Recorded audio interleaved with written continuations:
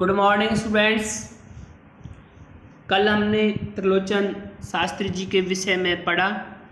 आज उनके द्वारा रचित रचना चंपा काले काले अक्षर नहीं चिन्हती कविता का शीर्षक है और ये एक अनपढ़ व्यक्ति की ओर संकेत करती है कि अनपढ़ व्यक्ति जो ये काले अक्षर होते हैं उन्हें किस प्रकार देखता है, अर्थात उन पर कैसा व्यंग करता है।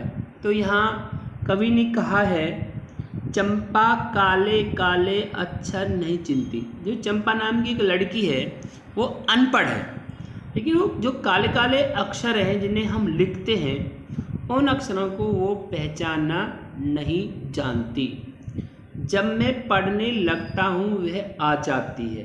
यहाँ कवि कहता है कि जब कवि पढ़ने लगता है तो वो लड़की चुपचाप आ जाती है और खड़ी खड़ी चुपचाप सुना करती और वहाँ खड़ी होकर चुपचाप मेरे उन शब्दों को सुना करती है। कहती उसे बड़ा अचरज होता, उसे उन शब्दों को सुनकर बड़ा ही आश्चर्य होता। अचरज आश्चर्य। इन काले चिन्हों से कैसे ये सब स्वर निकला करते हैं। अब कहना चाहती है चंपा जो ये काले अक्षर हैं, इन काले अक्षरों से ये किस प्रकार की जो आवाज़ है वो निकलती है, ऐसा चंपा सोचती है। कहती है कि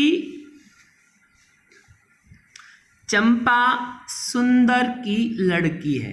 जो चंपा है, चंपा का जो पिता है वो कौन है? सुंदर। सुंदर है और वो सुंदर की लड़की है। सुंदर ग्वाला है, गाय भैंस रखता है। जो उसका पिता है वो क्या है? एक ग्वाला, भैंस गाय रखने वाला। चंपा चौपायों को लेकर चरवाही करने जाती है। जो चंपा है वो अपने पशुओं को ले जाकर जो चराने का स्थान, चरवाही पशु चराने का स्थान है, वहाँ ले जाकर पशुओं को लेकर जाती है। चंपा अच्छी है, चंचल है, नटखट भी। जो चंपा है वो कैसी है? अच्छी है, चंचल है और नटखट भी है। कभी कभी ऊधम करती और कभी कभी वो शरारत भी कर देती है।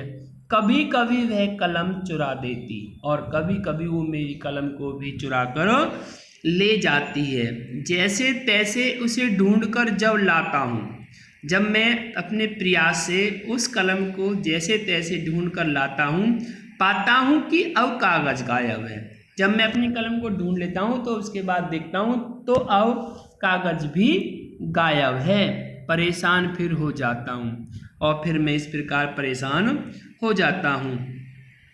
चंपा कहती है तुम कागज़ ही गोदा करते हो दिन भर। जो चंपा है वो है कवि से कहती है कि तुम हमेशा इस कागज़ को ही गोदा करते हो दिन भर। क्या यह काम बहुत अच्छा है? क्या यह काम बहुत अच्छा है इस प्रकार कार्य करने का? यह सुनकर मैं हंस देता हूँ और मैं उसकी बातों को सुनकर हंस देता हूँ। फिर चंपा चुप हो जाती है और जो चंपा है वो बिल्कुल ही चुप हो जाती है। उस दिन चंपा आई, मैंने कहा चंपा तुम भी पढ़ लो।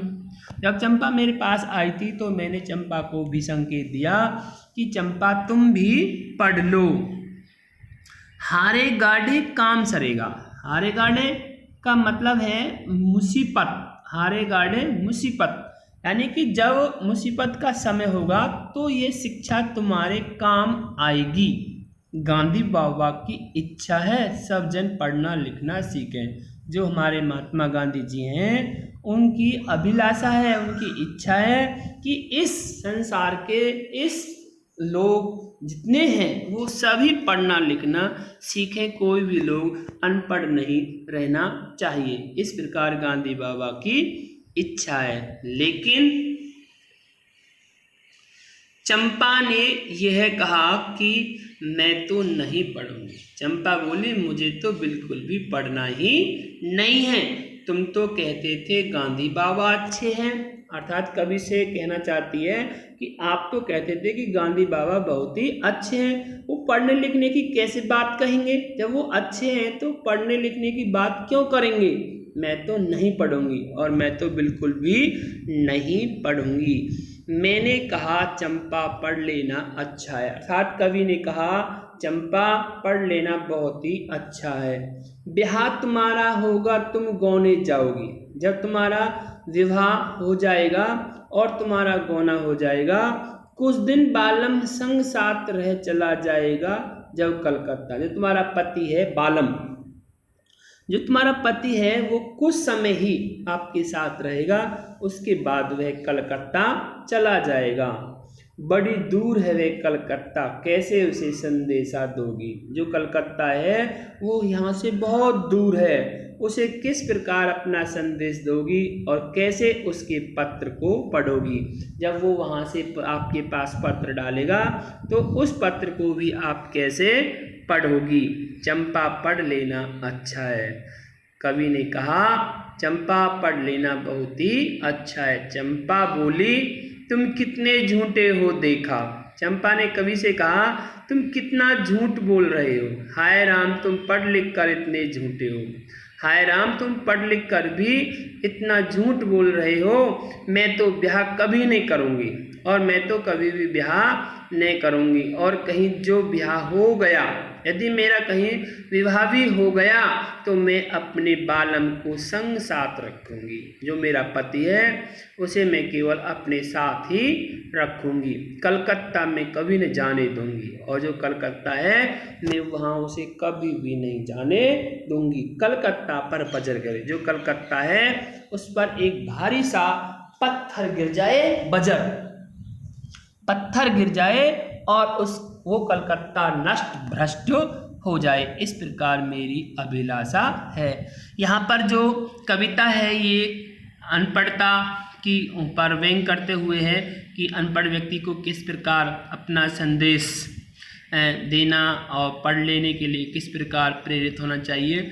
कवि ने इस प्रकार अपनी अभिव्यक्ति रखी है।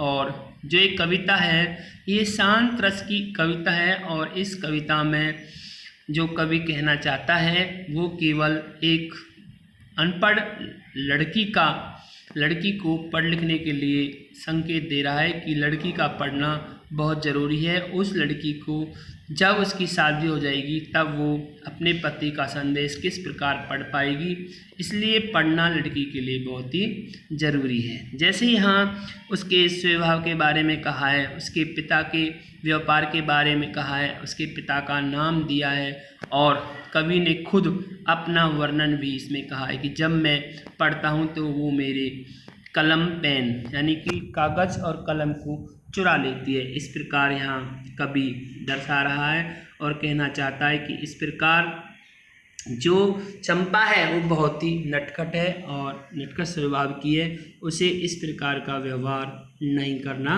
चाहिए। और उसके लिए जो काले अक्षर हैं वो भैंस बराबर है, अर्थात वो उनके विषय में कुछ भी नहीं जानती। तो जो ये कविता है ये छंद मुक्त कविता है, शांत रस की कविता है, प्रसाद गुण है और चित्रात्मक शैली है, आत्मबोधन शैली है, अभिधा शब्द शक्ति है। और इसमें जो अलंकार हैं जैसे काले काले शब्द आया है, यहाँ पर अनुप्रास अलंकार की छटा आपको यहाँ दिखाई दे रही है। और जहाँ बड़े ही शब्द मार्मिक हैं वहाँ भी अनुप्रास का वर्णन किया जा रहा है इसमें। और आप इस कविता को पूर्ण रूप से पढ़ें और लिखें। थैंक्स।